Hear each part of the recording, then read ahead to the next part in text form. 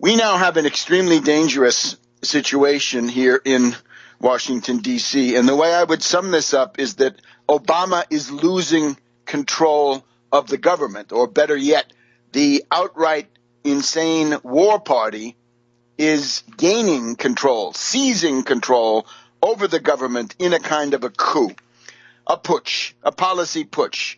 Now, we've been fighting this all summer. As you know, we launched an action to secure the ouster of the ISIS czar, General John Allen, who was the inside man for the Petraeus neocon disgruntled generals faction and was sabotaging everything in regard to Syria. That gave us a couple of weeks of surcease. Now the problem is, ever since the Russian presence in Syria became evident and went into action attacking the terrorist rebels, that would be September 30th to October 1st, approximately, a little bit more than 2 weeks. We've got this hysterical Pavlovian reaction by the neocons, by the humanitarian bombers, and other elements in the bureaucracy. It is the case, therefore, that Obama is losing control of the government. Now, of course, I've had more than one idiot savant write to me saying, "Oh, Obama never controlled the government. He's just a leftist," and all this other stuff. This is absolute nonsense.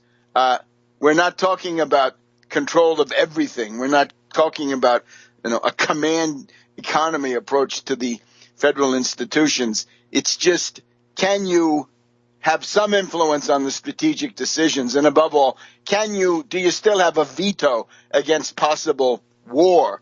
And that is the question. Now, the thing that points most to this is, as a symptom, the fact that Obama has extended the mission of 5,500 U.S. troops in Afghanistan and is now going to keep them there into 2017 or perhaps through 2017. This is an extremely ominous sign. This shows that the neocon fascist madmen, neocon fascist warmongers in particular, and their humanitarian bomber allies have now got the upper hand. Okay? Washington Post this morning, militant gains prompt president to shift course.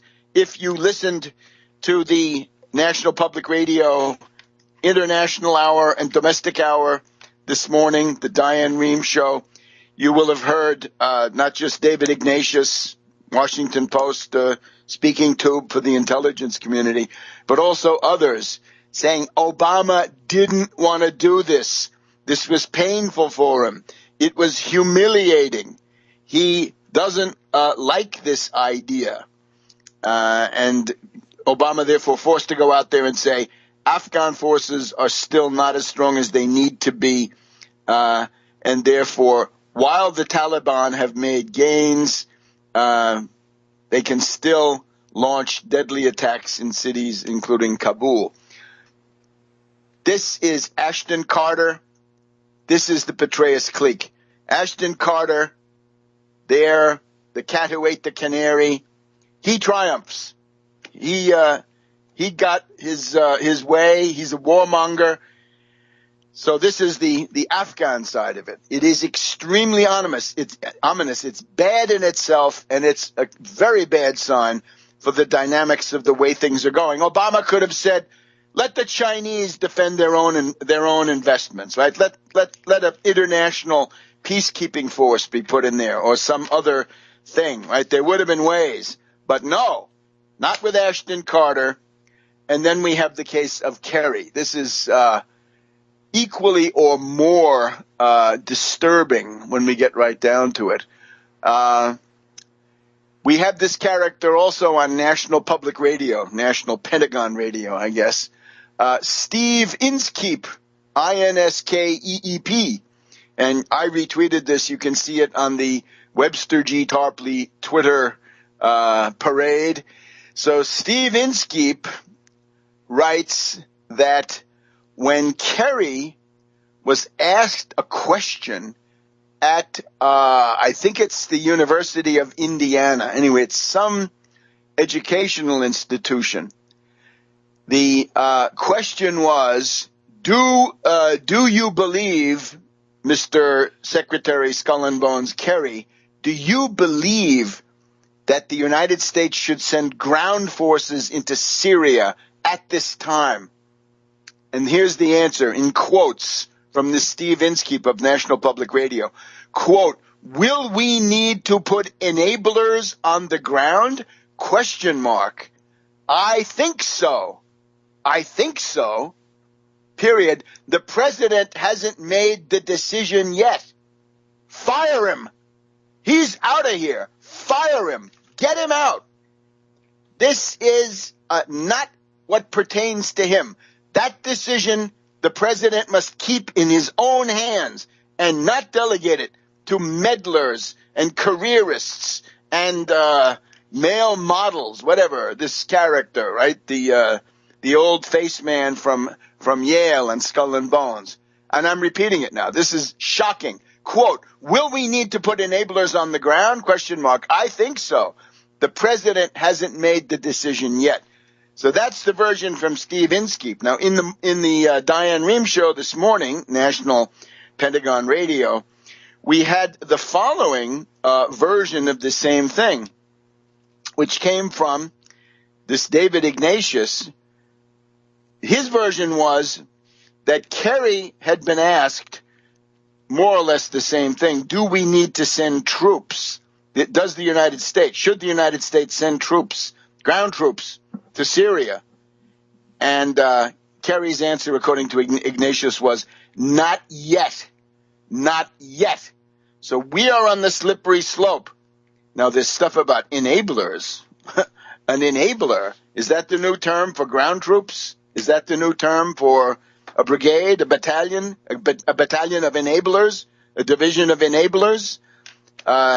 This is obviously getting very, very Orwellian. So, Obama has now got 2 top cabinet members, and that would be Kerry at State and Ashton Carter at the Pentagon, who are now reverting to their outright warmonger ways. Ashton Carter also says some stuff about we've got a lot of work ahead of us in Afghanistan, but we better not have a lot of work for ourselves in Afghanistan. And we'll be back in a minute. Back to World Crisis Radio. Maybe the best way to summarize the situation in Washington is that the war party, the unprincipled satanic alliance of neocon, fascist madmen and warmongers on the one hand, and the humanitarian bomber hypocrites and double standards people, they're joining together to push Obama towards military action, which any fool can see that he doesn't want to take. And I have nothing but scorn for the idiots who continue to attack Obama. For God's sake, attack the warmongers that are forcing these decisions through. We did it with Allen, with limited resources. We catalyzed enough to get him out. At least we think he's not quite out yet, but it looks like this is going to be the end of his tenure. But now we've got Ashton Carter and we've got Skull and Bones Kerry reverting to true Skull and Bones form. So this is intolerable. We've got the Afghan decision. They're going to stay through or into 2017. 6,000 U.S. forces. Very bad symbol. The triumph of Ashton Carter. He now says we got a lot of work to do there. And then, once again, quote, will we need to put enablers on the ground? Question mark. I think so.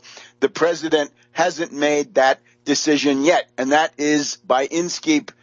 He says that is Secretary of State John Kerry answering a student's question about whether there's a need for U.S. boots on the ground in Syria. It means war.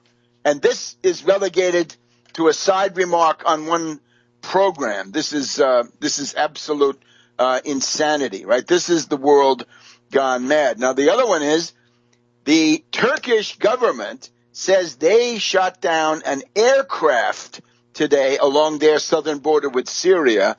And, of course, what was it? Was it a drone? And if so, what country? We've got all the neocon fascist madmen, all their relay stations are now sending out the signal, it was Russia, time for confrontation. Dear friends out there, this is looking like a very ugly and very dangerous situation.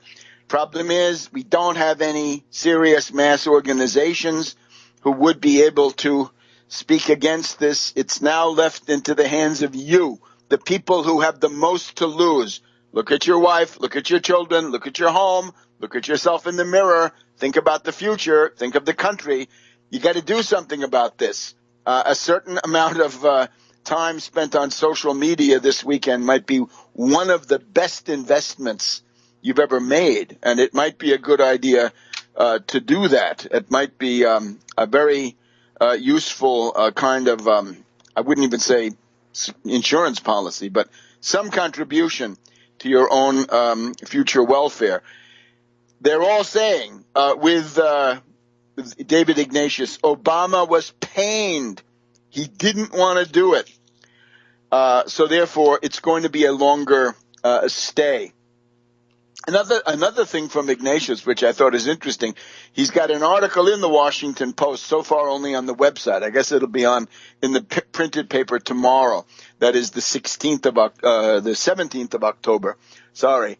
What Ignatius writes is that the reason that the $500 million program, now abandoned, thank God, was not successful was because the U.S. had very poor intelligence about the Nusra Front, Jabhat al-Nusra, the al-Qaeda affiliate.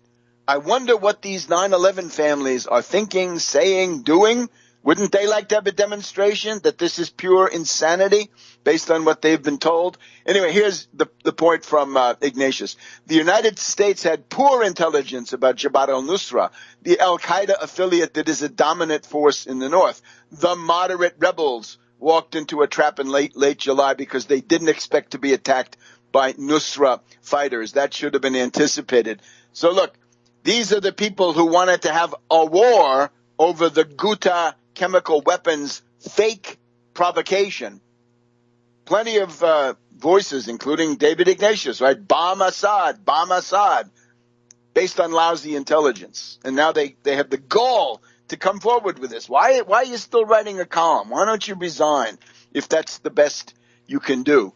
Now, of course, in terms of who attacked these fighters, or probably Nusra attacked them, but there were two stories. One is that the Turkish forces leaked out when they would be coming so the Nusra people could just mow them down, and or the U.S. forces leaked when they would be coming because they didn't trust them and wanted to get rid of them, or some other reason.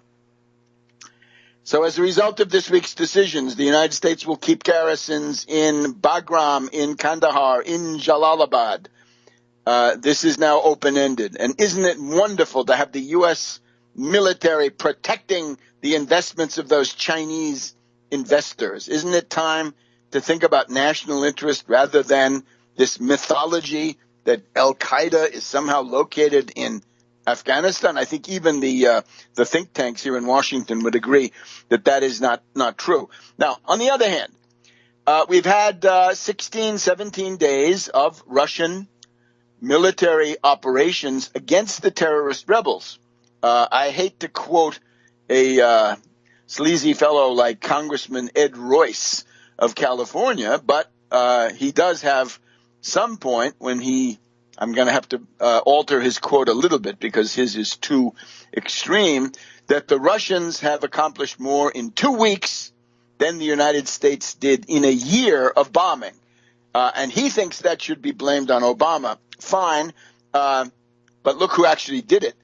This is Allen. This is John Allen, the ISISar. This is the Petraeus clique. This is General Breedlove. These are other commanders who make these decisions. So the phony war policy, I don't know if this was dictated by Obama, but certainly the role of these disgruntled, politically ambitious generals, insubordinate generals, right? The people we heard talking through the voice of General McChrystal about Vice President Bite Me. Remember that? Okay, so that's the view they all have. They're insubordinate, and we have a big tradition of civilian control. This is bad news. So the Russians say that they have now done 380 targets. This is not even sorties, but targets that have been hit by their ordnance. The Assad army, the Syrian Arab army, for whom I have respect and indeed admiration. I learned that in the military hospital in Damascus back in November of 2011. They're advancing. The Syrian Arab army is pushing the rebels to the east, out of the Homs to Hama area, and they're also advancing to the north towards Aleppo. We'll be back in just a minute on World Crisis Radio. Back to World Crisis Radio. Webster Tarpley here in Washington, D.C. Now, we obviously ought to point out what could be done. Obama is going to have to start acting like President of the United States. I realize this is a novel challenge for Obama, but he's got to do it. The government is slipping into the hands of these warmongers. Obama's influence apparently dwindling fast. This is what you get, of course, for appointing people like Skull and Bones Kerry or the utopian warmonger and pedant Ashton Carter, egomaniac, narcissist, and so forth. We've got to have some high-profile firings. Obama ought to know what 1, 2, or 3 people he ought to fire. I'm thinking of President Ford's Halloween massacre. What is that? That's about 40 years ago this month, I'm guessing, right? I think it was Halloween 1975 when that happened, right? A whole bunch of very dubious people were kicked out by President Ford. Kissinger was cut down to size. Schlesinger was ousted. A whole bunch of interesting things. Well, Obama needs a Halloween massacre. He needs to fire some of the leading warmongers. This woman, Samantha Power at the United Nations, is a national disgrace. She has failed, and I have a commentary in today's morning briefing, and it's a commentary that I did for Press TV on the 14th, a couple of days ago now, that the United States is so churlish and so petty and so stupid above all, and so devoted to terrorism, that she is refusing. Samantha Power refuses to even sign a letter deploring the mortar attack, I guess it is, or shelling of the Russian embassy in Damascus.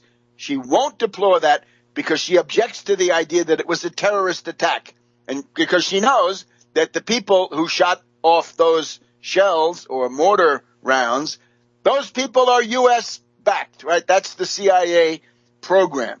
So we are now getting to the point where the United States government is openly in favor of terrorist groups, right? And again, I wonder what's going on with those 9/11 families. Why don't they come forward and hold a press conference and say, we've had it, right? No more support for Al-Qaeda. Again, I'm simply basing this on what those people believe and what they have been told, not necessarily the reality of it, but there's still plenty of reason for anybody with any standing in the public eye to come forward and say, no, we don't want that to happen. No more support, not one penny more, and not one bullet and not one rifle for Al-Qaeda anywhere.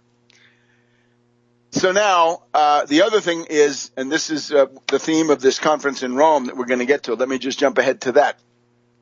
In October, and I believe into November also, we're going to have a very big NATO exercise centered in the Mediterranean and to some extent in the North Atlantic. It's called Trident Juncture 2015. Trident Juncture, one of the biggest military exercises in many decades. There are competing estimates of how far back you have to go. Some say since 1945, some say since 2002, somewhere in there. 36,000 NATO and satellite or puppet troops, 36,000 NATO troops, 140 aircraft, 60 naval vessels, 30 nations.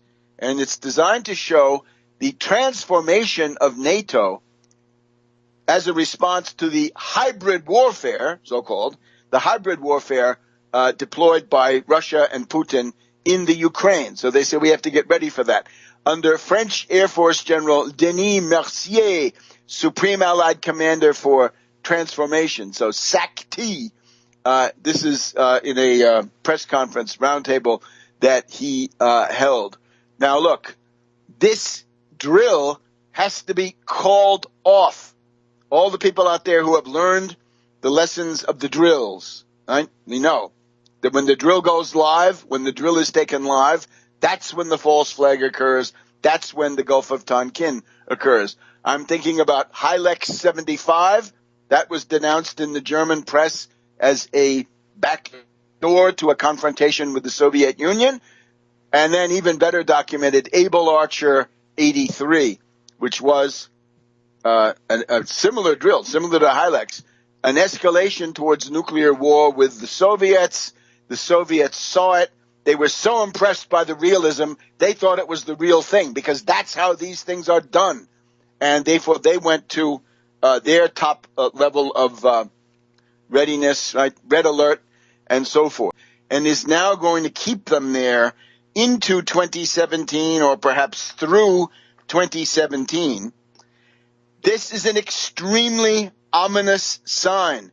This shows that the neocon fascist madmen, neocon fascist warmongers in particular, and their humanitarian bomber allies have now got the upper hand, okay? Washington Post this morning, militant gains prompt president to shift course.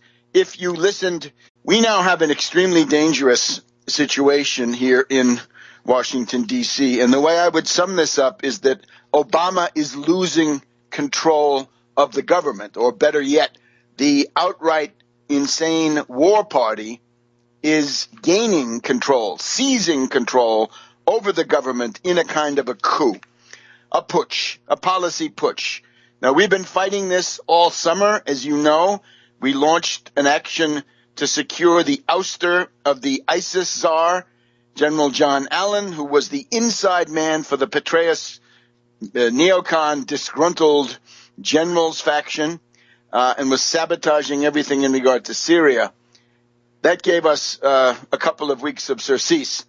Now the problem is, ever since the Russian presence in Syria became evident and went into action attacking the terrorist rebels, that would be September 30th to October 1st, approximately, a little bit more than 2 weeks. We've got this hysterical Pavlovian reaction by the neocons, by the humanitarian bombers, and other elements in the bureaucracy. It is the case, therefore, that Obama is losing control of the government. Now, of course, I've had more than one idiot savant write to me saying, "Oh, Obama never controlled the government. He's just a leftist," and all this other stuff. This is absolute nonsense. We're not talking about control of everything. We're not talking about, a command economy approach to the federal institutions. It's just, can you have some influence on the strategic decisions? And above all, do you still have a veto against possible war? And that is the question. Now, the thing that points most to this is, as a symptom, the fact that Obama has extended the mission of 5,500 U.S. troops in Afghanistan